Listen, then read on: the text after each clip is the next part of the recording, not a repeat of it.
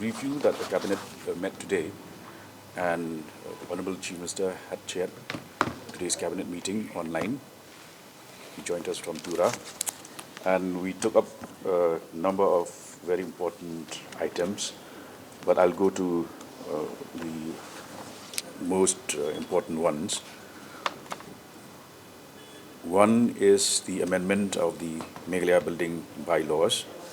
This is broadly to facilitate the need to categorize the industrial zones into categories that were earlier not done, and also it involves amendment of the building bylaws for these industrial zones.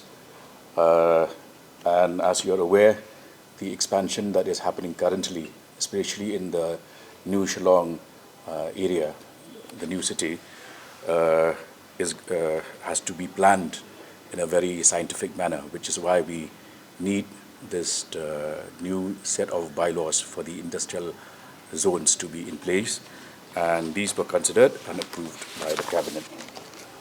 Second is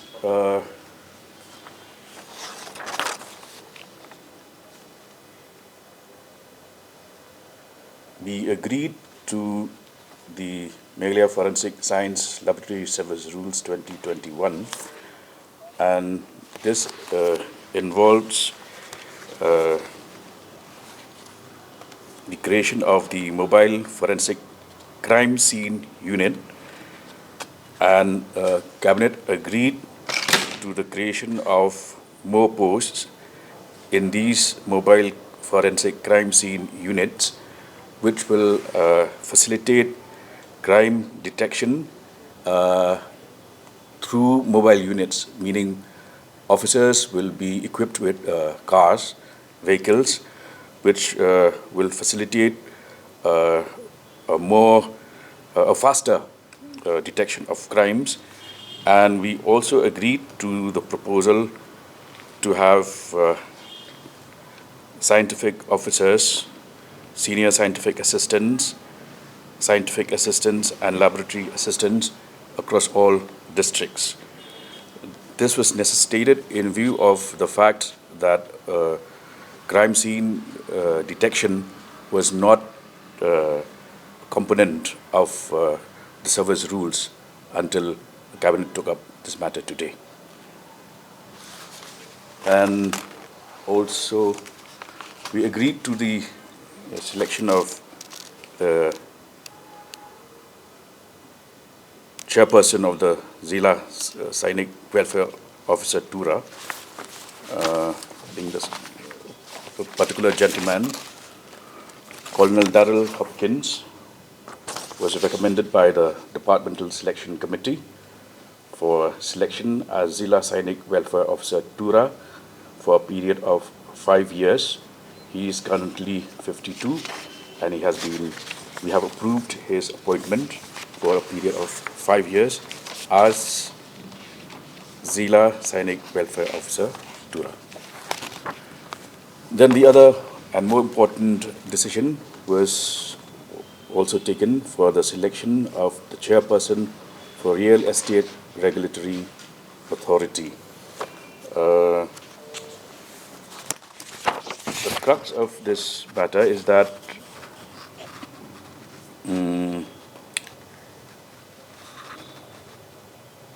we now needed a new chairperson to head this regulatory authority. It was proposed that the name of Shri B.K. Lingwa, IFS retired and former PCCF government of Meghalaya, be considered, and his name was approved at today's meeting of the Cabinet. Yeah.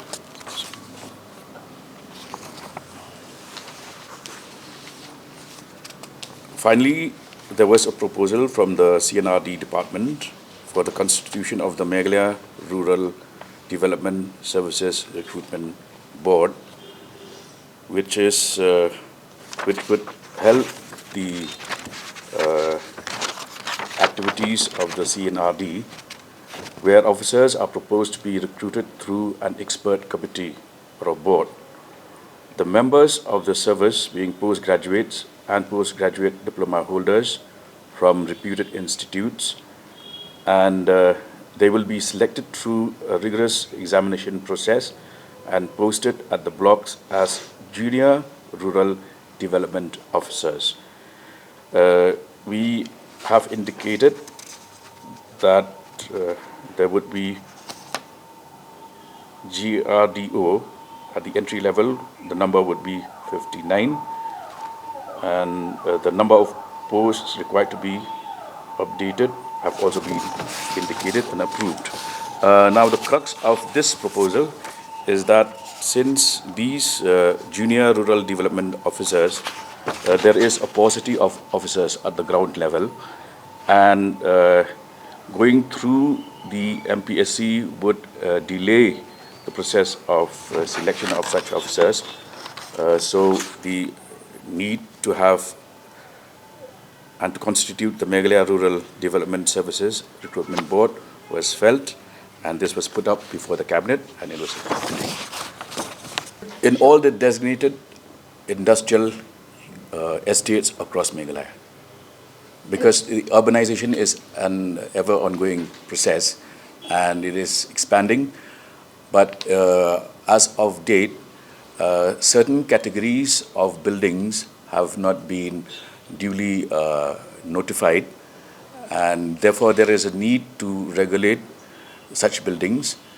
There is a need to categorize them, to define the FAR of each of the categories, setbacks, all of those issues.